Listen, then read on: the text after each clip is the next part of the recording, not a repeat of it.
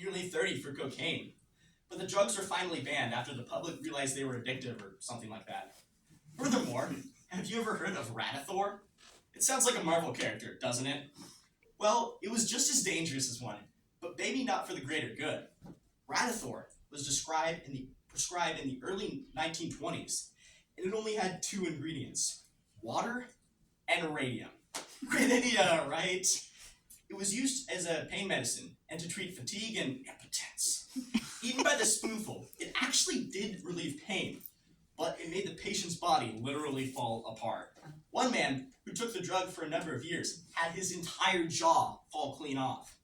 Even his breath was extremely radioactive. Medical procedures like these seem like a thing of the past, especially with the creation of agencies such as the FDA to ban drugs and procedures that are dangerous.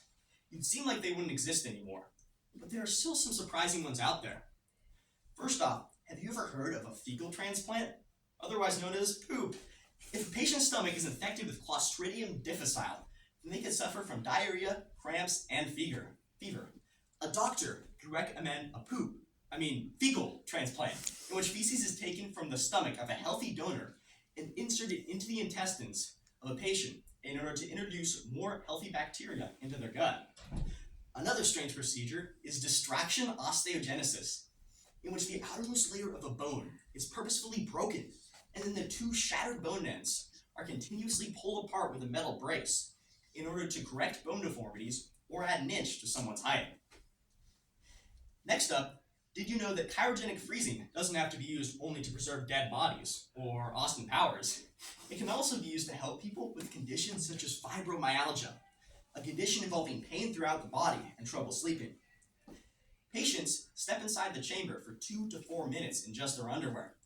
The chamber is cooled to negative 238 degrees Fahrenheit, and the sudden shock from the cold causes the body to release endorphins, which are the human body's natural pain reliever. So cryogenic freezing actually does have some benefits, even if you're not dead. To wrap things up, extremely strange medical practices have existed for almost all of human history, and they continue into the future as well.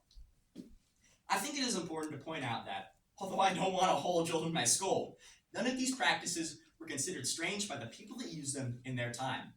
The same goes for us. I am sure that we use plenty of medical procedures that will be considered preposterous in 100 years.